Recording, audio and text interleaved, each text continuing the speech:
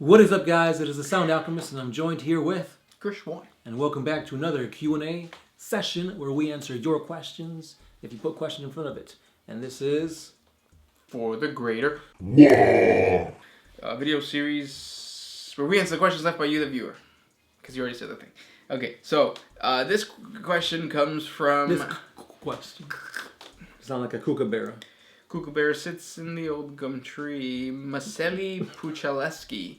I've heard that the Emperor would actually tolerate any Xenos that aren't a threat to humanity. Is that true? No, not any. All of them. No, he wouldn't tolerate just any Xenos. There were some Xenos, for instance, enslavers, who don't necessarily prove to be a threat. Like, they don't try to kill you.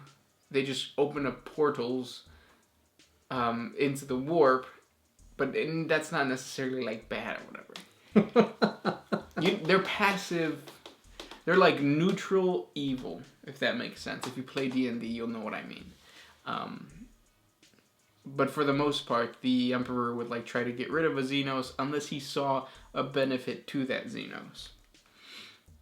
Right, like if a Xenos produces like oxygen, then I think that's the type of Xenos that like the Emperor would be okay, because then that oxygen can now feed the plant lives on Terra, which as far as I know there's not much. But yeah, kind of like a symbiotic relationship. Did you watch Venom? Recently I did. I did not like it. Next question. The potential was there, but I felt like the main villain wasn't a villain. He was just like an a-hole. Next question. This one is by Brian B. Why didn't the Custodes intervene in the Reign of Blood? That's the one with Goj Vandire, right? The Reign of Blood?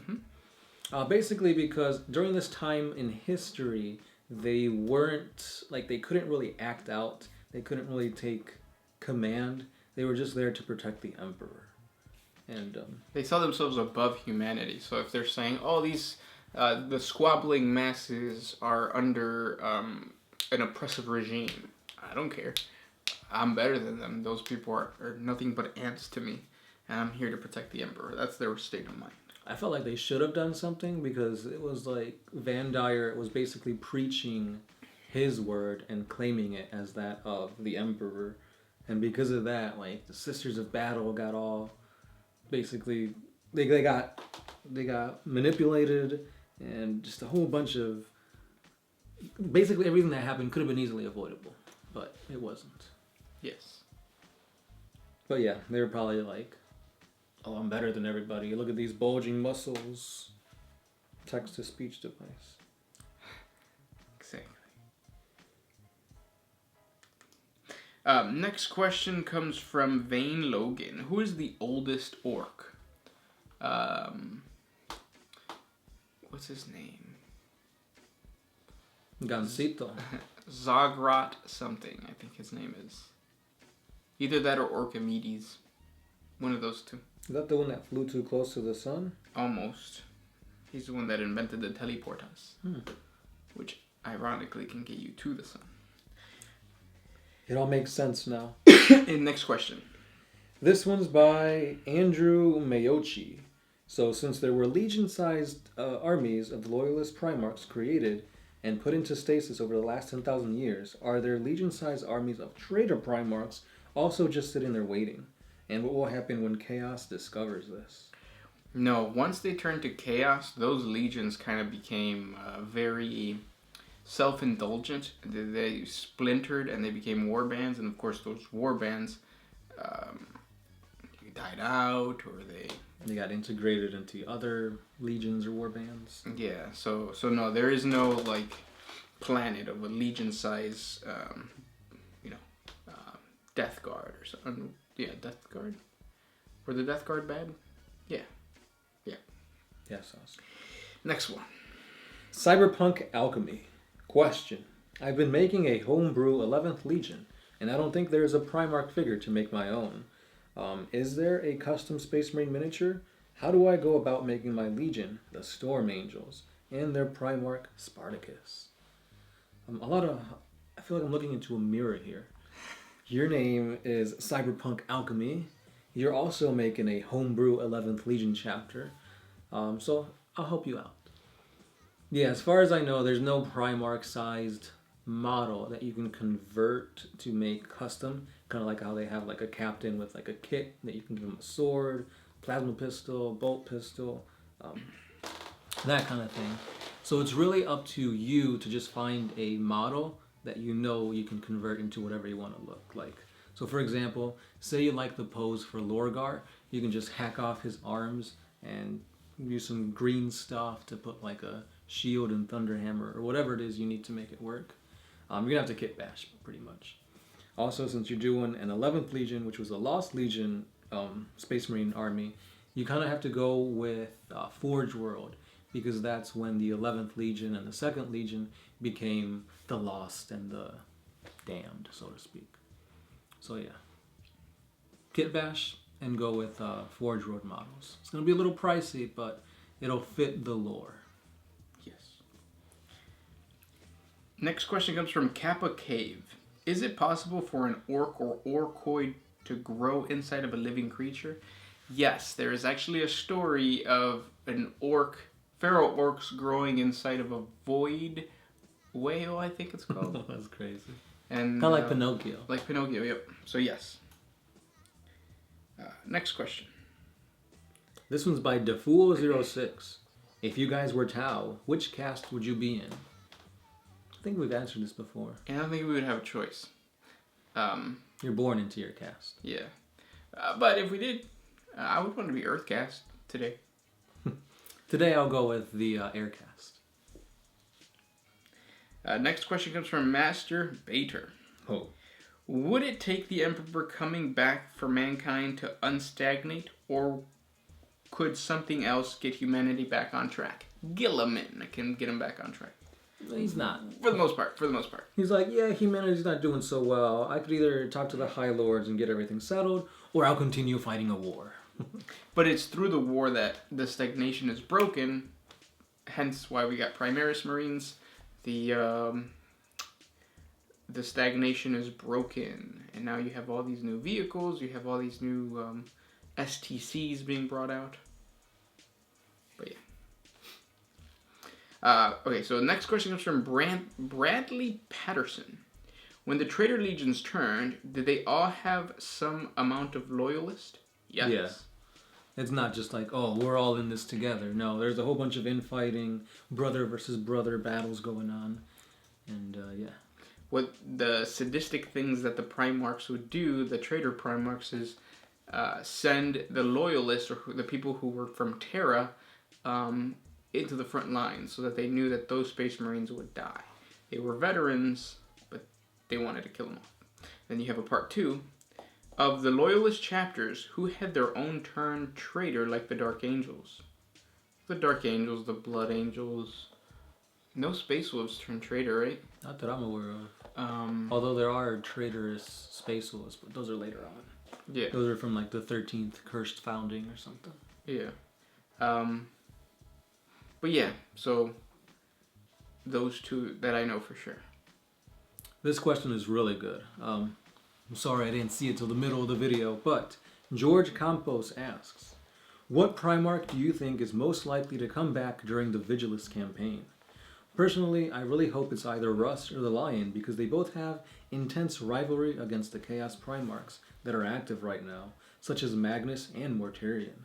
Also, they would be conflicting against Gilliman's Imperium. The Imperium needs a martial artist Primarch to stand a chance right now. So there's a lot to talk about with this thing. The whole Vigilus campaign is pretty much pinning Chaos going up against like the Space Marines. It's Space Wolves. Well, the Ultramarines are right there now. Oh, are they now? Yeah, because that's why you have the new Primaris Calgar. You've got Harkin, World Claimer, and basically all the models that are new and coming up recently, they're all Black Legion.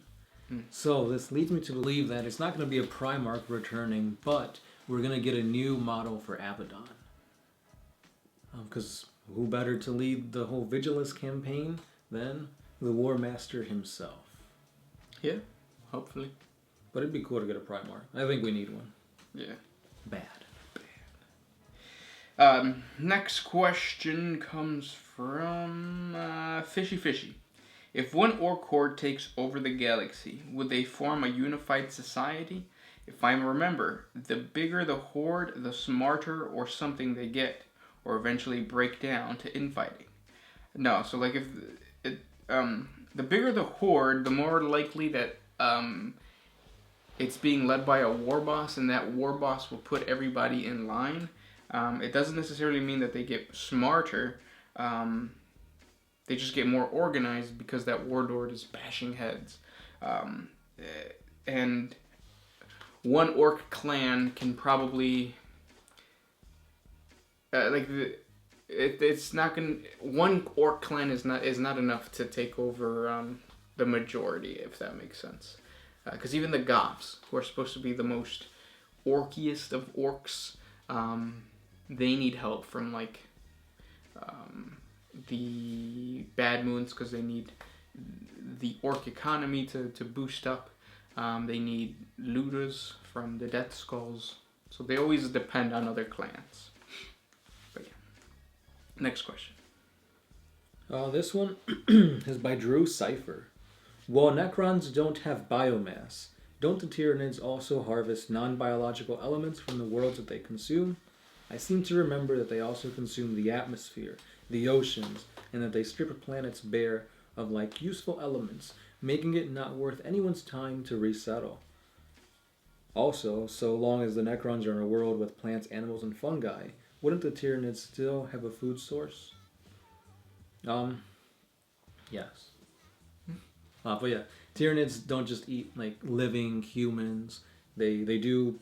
I think it said like they boil the water. They infect the atmosphere. They infect the plant life. Basically, they make planets into just a rock after they've been there. But yeah, so because of that, I guess, yeah. I don't really know what you're asking, but you're right. Well, so the thing about that is that Tyranids don't really consume necrodermis. We had a whole argument about that in the past. Let's bring it up again. So I feel that like when you say a Tyranid versus the Necrons, and you think like, oh well, the Necrons, wouldn't they want to consume the Necrons? No, in my eyes, no, the Tyranids won't consume the Necrons. They can consume everything around them. And the Necrons themselves don't need that kind of stuff to continue to live. But it's the fact that the Necrons don't want to feel like they're being taken advantage of, I guess you could say. It's like the whole conquest thing. Like if a Necron says, this is my tomb world, I don't want you to touch anything. So if the Tyranids arrive, they're going to have a conflict, regardless of whether they think that the Tyranids can consume the necrodermis or not. At the end, they're like, well, yeah, but I don't want you to destroy that plant, because that plant is mine, and it's on my world. I see what you're talking about. It's like that grumpy old neighbor who's like, don't walk on my lawn. In a way. Next question. Comes from Bruva Michael. Somewhere I heard that the Emperor on the Golden Throne cries. Is that true? Tears of blood. I've never heard that. Have you? That he's crying? I've heard of like statues crying of like the Emperor and stuff like that. But not the actual Emperor. Because how can he cry when his ducks are all gone? Affleck. And those were the questions for today. If you guys have more questions for us, comment down below. Yeah, see you tomorrow. This is the Sound Alchemist. Gershwin. And we're out. Always